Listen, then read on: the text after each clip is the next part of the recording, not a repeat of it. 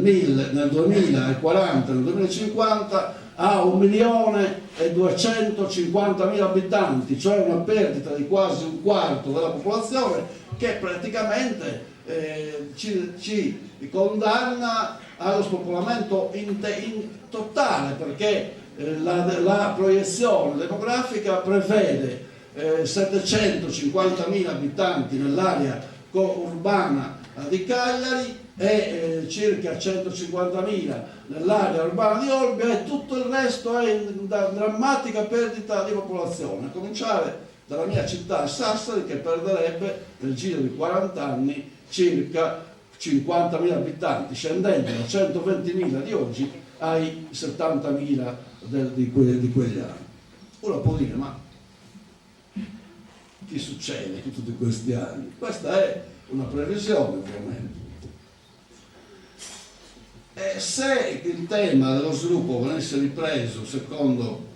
gli orientamenti di Carus, probabilmente ci sarebbe maggiore attenzione, maggiore preoccupazione, maggiore cura nel guardare a come si deve rimediare, a come noi possiamo impedire il declino inarrestabile di un'intera Sardegna. Al di là delle qualche decina di chilometri dal mare, noi avremo un intero parco a disposizione, naturale, intatto, probabilmente non ci saranno più coltivazioni. Questa è una prospettiva forse troppo catastrofica, ma è meglio parlare. E l'altra cosa è il terzo tema che volevo trattare. Logicamente non do nessuna indicazione, non tocca a me, non è il mio campo, qui non ci sono politici in attività, c'è solo l'amico Antonello, gli altri non li vediamo mai in queste circostanze. Quando c'è da confrontarsi non si vedono consiglieri regionali, non si vedono deputati, non si vedono senatori, non si vedono neanche consiglieri provinciali, non si capisce a chi parliamo, cioè i destinatari delle nostre osservazioni non li conosciamo, non li conosciamo. Io forse qualcuno c'è, ma mi scuso ma in generale avviene così. L'altro tema al quale Carus ha dedicato una grossa attenzione,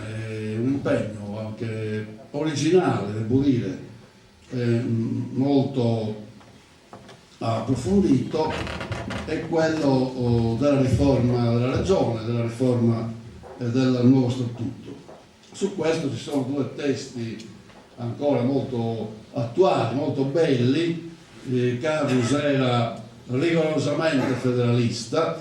era su questo molto legato al pensiero, proprio a un certo filone del pensiero cattolico, riteneva che il nuovo statuto dovesse essere di tipo federale, non niente negoziazione per migliorare le materie, allargare il campo dell'autonomia, ma una riforma di grande profondità che portasse la Sardegna a far parte dello Stato italiano, però con una dimensione istituzionale molto più alta, direi quasi sovrana.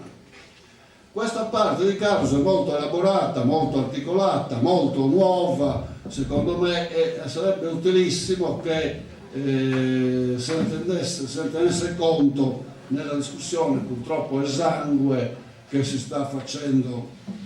sul nuovo statuto. Non mi pare che ci siano passioni in campo, non mi pare che ci siano grandi discussioni, e probabilmente il Consiglio regionale farà qualcosa, ma non sappiamo neanche cosa, e fino adesso aspettiamo. Perché è attuale il pensiero di Carus? Intanto perché si colloca in una dimensione super statuale, cioè Carus già vede la Sardegna inserita in questo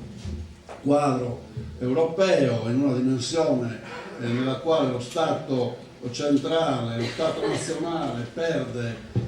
ruoli e competenze, si dislocano le poteri e competenze in maniera molto più alta in sede internazionale, e si restituisce alla base regionale un ruolo, una posizione che è quasi statuale, cioè che è quasi a livello del precedente Stato nazionale.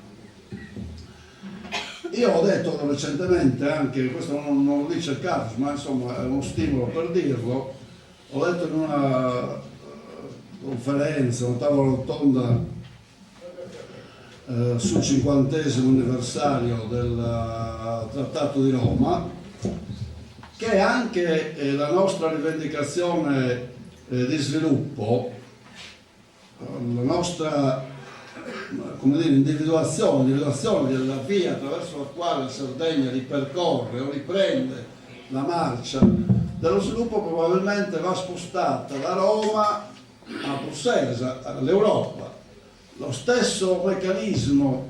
che noi abbiamo utilizzato per fondamentalmente, diciamo, quello che è stato il meccanismo originale, unico in Italia, dell'articolo 13, cioè di un piano di rinascita concordato tra Stato e Regione, va spostato probabilmente da Roma a Bruxelles e chiesto nel nuovo statuto della Regione, nella nuova Carta Costituzionale della Sardegna o in un trattato che si può stipulare. È un po' avvelenistica la cosa, ma è un'utopia realizzabile, che l'articolo 13 che noi abbiamo avuto sempre con lo Stato come rapporto fondamentale si sposti e diventi l'articolo 13 da gestire insieme all'Europa. Se l'Europa continua